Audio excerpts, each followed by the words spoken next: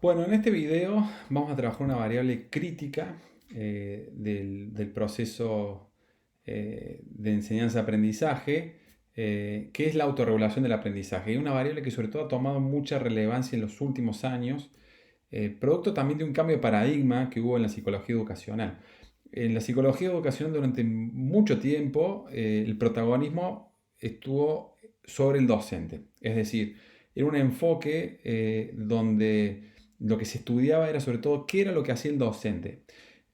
Se asumía de alguna manera que los conocimientos, las competencias que podía adquirir un alumno dependían en gran medida de lo que un docente hacía o dejaba de hacer en el aula, ¿sí?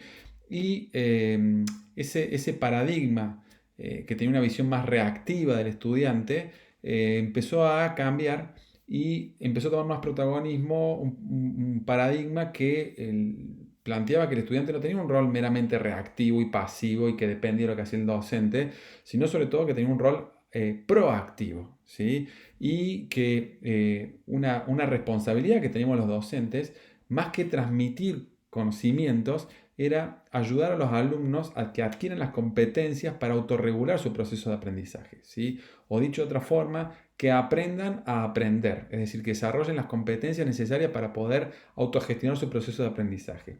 Y esto también se debe, y porque es una variable que se estudia mucho, porque en los últimos años hay una transformación y un aceleramiento en los procesos de generación de conocimiento.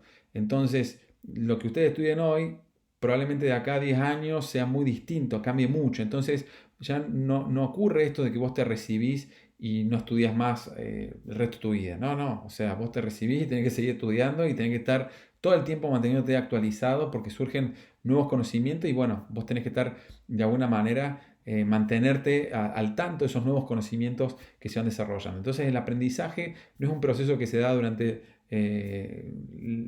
tu tránsito en la escuela media, en la escuela primaria, secundaria y en la universidad, sino que es un proceso que se da a lo largo de toda tu vida. Entonces es muy importante que desarrolles la capacidad de autorregularte. Y eso también es crítico tanto en la escuela media y sobre todo en la universidad. ¿Por qué? Porque en la universidad ya el contexto demanda que vos tengas que tener mayor autonomía en tu proceso de estudio. Es decir, ya no hay un profesor que va atrás tuyo y te va diciendo, che, estudiaste, che, fíjate que tenés el parcial con esto, che, esta semana. No, no. Es un proceso donde hay mucha gente, son muchos alumnos y por ahí es importante que los estudiantes adquieran la capacidad de autorregular su propio proceso de aprendizaje. Y de hecho es un predictor de desempeño académico. Mucha gente que por ahí no logra tener un buen rendimiento académico o terminar sus estudios en la universidad, muchas veces se debe a falla en el proceso de autorregulación. Pero, como les comentaba, es crucial el proceso de autorregulación no solamente por lo que pasa durante la carrera, sino lo que te va a pasar después.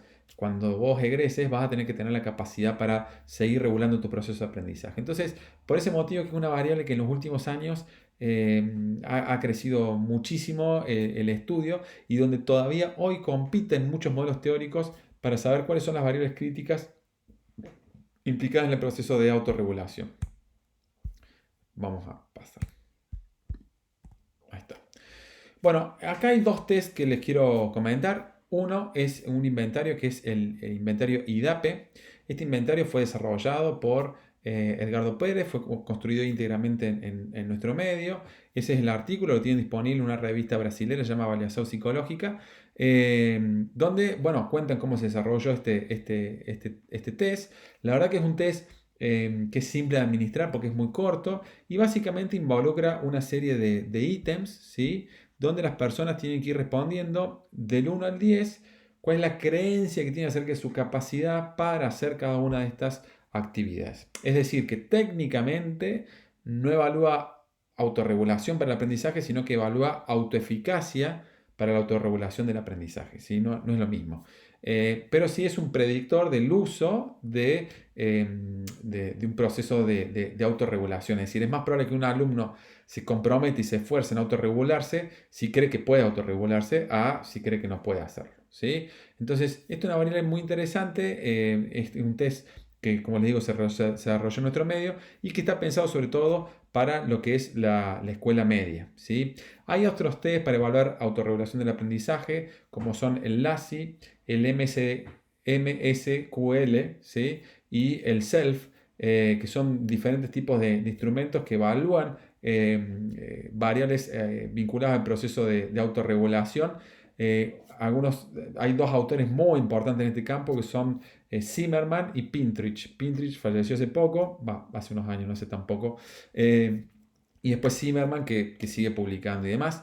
Y Zimmerman plantea un modelo, a mí personalmente el modelo que más me parece más atractivo, que es este modelo de 3 fases de la autorregulación. Lo que dice este autor Zimmerman es que para que una estudiante se pueda autorregular, pueda tener un rol proactivo en su proceso de enseñanza-aprendizaje, pueda volverse dueño de su proceso de estudio. A mí esa frase me encantó. Yo siempre digo que por ahí los docentes secuestramos el proceso de aprendizaje. Es como que agarramos y te decimos, bueno, vos tenés que leer esto, tenés que estudiar esto, tenés que... a mí cuando era alumno me jodía mucho, me jodía mucho. A mí yo prefería que me dijeras qué tema y yo me autorregulaba, ¿sí? Iba a internet, buscaba información, buscaba un libro, ¿sí? No ¿viste? Si no, por ahí pareciera, yo siempre digo, y eso es importante tenerlo en claro, los apuntes pareciera que es como la frontera de conocimiento, como que vos vas a leer lo que está en el apunte y nada más. No debería ser así. O sea, lo ideal es que vos puedas autorregular tu proceso de estudio y eso involucra también elegir los contenidos que vas a estudiar y que vos te puedas volver dueño del proceso de aprendizaje y ser consciente de cuáles son las acciones que permiten que vos aprendas mejor, que desarrolles mejores conocimientos y mejores competencias. Entonces, para lograr esto, hay 3 fases en el proceso de autorregulación que son críticas. Una, la fase de planificación, la fase de ejecución y la fase de automonitoreo. ¿Qué significa esto de planificación, ejecución y automonitoreo? Puede ser que un estudiante no se pueda autorregular en su proceso de aprendizaje porque no está transitando adecuadamente por estas fases. ¿Qué quiere decir? Suponete que no planificamos, ¿sí? Es muy común que hay veces que nos sentamos y decimos, bueno, nos sentamos a estudiar o nos organizan el aprendizaje en función de cuándo es la fecha de examen, ¿sí? Pero no tengo una rutina de estudio o no tengo en claro cuál va a ser el orden del estudio, no estoy siguiendo un cronograma, no tengo una agenda. Entonces es siempre muy útil la fase de planificación, ya vamos a ver, pero hay muchas variables involucradas y sobre todo es muy importante esto de tener metas y una agenda. Que te permite establecer una rutina y que vos tengas claridad de cómo vas a ir estudiando los contenidos para llegar al parcial, ¿sí? Cuando hay falla en el proceso de planificación, es muy probable que no te puedas autorregular adecuadamente y que el proceso no sea de una forma ordenada, sino más bien caótica, ¿sí?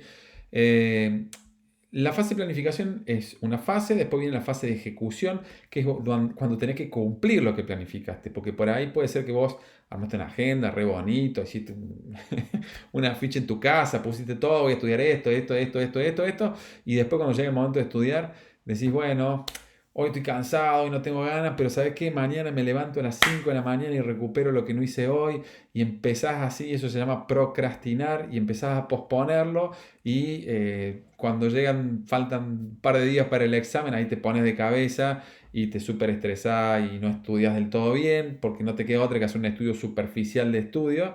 Y pasa que quizás apruebes el examen, pero pasadas las 2 semanas te olvidas por lo menos la mitad de las cosas que estudiaste. Entonces, nada, eso no es muy bueno. En general no vas a adquirir adecuados conocimientos y competencias si tenés ese estilo de aprendizaje.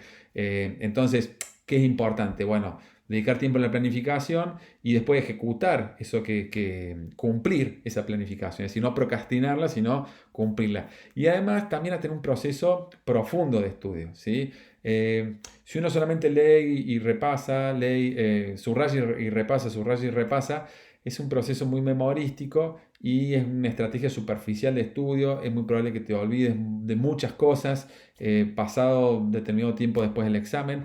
Lo que se recomienda es un proceso profundo de estudio. Eso que implica generar ideas propias y contrastarlas con lo que estás leyendo. Eso es lectura comprensiva, ¿sí? Y por otro lado, organizar esas ideas que vas generando. Entonces, por eso es que usar mapas conceptuales, hacer diagramas para representar tus conocimientos, que te permitan organizar las ideas, es muy útil. Entonces, bueno, todas esas acciones están involucradas en lo que es la fase de ejecución. Y finalmente está la fase de automonitoreo. ¿Qué es esto? Uno continuamente tiene que ir revisando cómo va avanzando en la comprensión de los contenidos, si está teniendo dificultades, eh, porque si no se te dificulta mucho, por ejemplo, pedir ayuda. Hay gente que el día antes del examen se da cuenta que tiene un montón de dudas. Entonces, para que no te ocurra eso, ¿qué es ideal? Tener una agenda de estudio, ir cumpliéndola y en la medida en que vos vas estudiando, te vas automonitoreando y vas viendo si tenés dudas, si tenés que volver a revisar la agenda que armaste, si tenés que cambiar la forma en la cual estás estudiando, si tenés que pedirle ayuda a un profesor o a un compañero para que te permita evacuar algunas dudas. Entonces, estas tres fases, la planificación, la ejecución y el automonitoreo, son claves para que se dé un buen proceso de autorregulación del aprendizaje. Bueno, esto es un poco lo que estaba contando, que son básicamente las variables que le estaba describiendo. A ver, para que uno transite adecuadamente por cada fase, ¿qué es importante? Y por ejemplo, la planificación, las creencias de autoeficacia que vos tengas, la percepción de apoyo, el tipo de estrategia que utilizás, el control volitivo. El control volitivo tiene que ver con esto es lo opuesto a procrastinar. Es decir, aunque no tenés ganas, me siento lo mismo, ¿sí? Bueno, la autorreflexión o el automonitoreo hace referencia a ir evaluando si estás progresando en tus metas, si hace falta que busques ayuda. La verdad que son un montón de variables involucradas. De hecho, esto es un ejemplo. eh, ¿Cómo hacemos nosotros cuando investigamos estas cosas para que yo les diga así, no, eso tiene que ver con esta variable, con esta? Bueno, no es que uno lo hace de forma intuitiva, sino que hay toda una serie de investigaciones que se hacen atrás. Esto es con un programita que se llama AMOS, ¿sí? Que analiza ecuaciones estructurales. Aunque no parezca, cada una de estas flechas son ecuaciones, ¿sí? Y lo que nosotros hacemos es medir todas esas variables, por ejemplo, estas que aparecen acá. Emociones positivas, apoyo académico, interferencia emocional, autoeficacia, metacognición, loco de control. Incluso hay variables que no se las mencioné, pero bueno, que están medidas acá, ¿sí? Entonces vos medís todas esas variables y después vas evaluando estadísticamente cómo cada variable incide en otra variable, ¿sí? Entonces, por ejemplo, para dar un ejemplo, supongamos acá, planificación. Fíjate que planificación tiene esto es, no sé si se acuerdan de psicoestadística, pero esto es un coeficiente beta estandarizado, ¿sí? Es parecido a un coeficiente de correlación, no es lo mismo, ¿sí? Pero es parecido a un coeficiente de correlación. Fíjate que tiene un valor negativo, ¿sí? Sobre procrastinación. Entonces, ¿qué significa? Que las personas que tienden a planificar es menos probable que procrastinen. Se relaciona de forma inversa con la procrastinación, ¿sí? En cambio, las personas que planifican poco procrastinan más, ¿sí? O, por ejemplo, fíjate que entre procrastinación y estudio superficial hay una correlación positiva, ¿sí? ¿Qué significa? Y que si vos tendés a dejar todo a último momento, lo más probable es que tengas un estudio superficial. Es decir, no te queda otra forma que estudiar de forma rápida y sin tener un estudio más profundo que te permita una mejor aprehensión de los contenidos, ¿sí? Entonces, todas estas variables, lo que nosotros hacemos es ir investigando, ¿sí? Cómo están interaccionando entre sí y a partir de esto se van planteando modelos teóricos. Entonces vos decís, bueno, este es el modelo que se plantea. Que son modelos que cuando decimos modelos teóricos no significa que son meramente teóricos, son modelos que se han contrastado empíricamente, es decir, que se han medido, que se han evaluado en muestras de muchos estudiantes y que incluso diferentes investigadores en diferentes partes del mundo se ponen a verificar y a contrastar los modelos que uno está estudiando, ¿sí? Entonces, cuando vos ves de que diferentes investigadores del mundo llegan a un consenso en relación a cuáles son las variables críticas, entonces esos modelos teóricos nada, son modelos que son sólidos, ¿sí? Y que uno tiene garantías de que efectivamente son variables importantes, en este caso, para el proceso de autorregulación, ¿sí?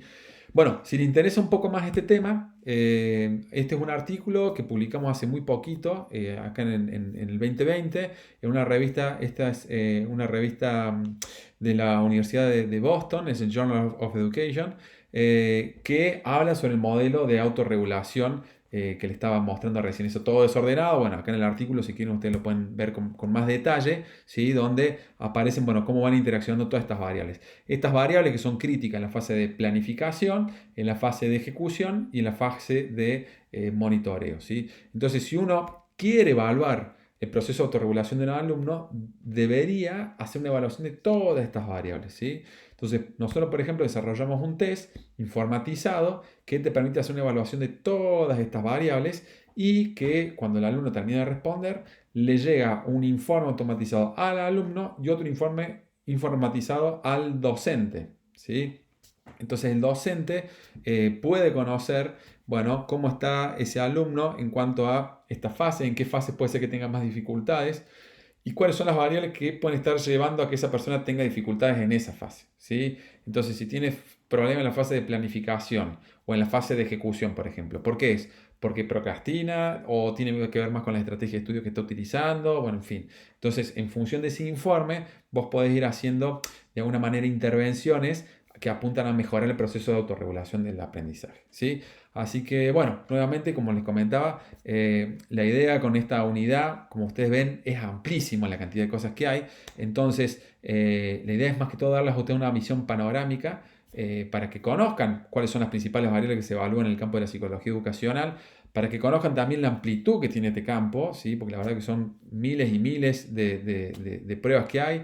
Incluso cuando se reciban hay cursos de posgrado que pueden hacer solamente en alguna de estas variables que estamos viendo, ¿sí?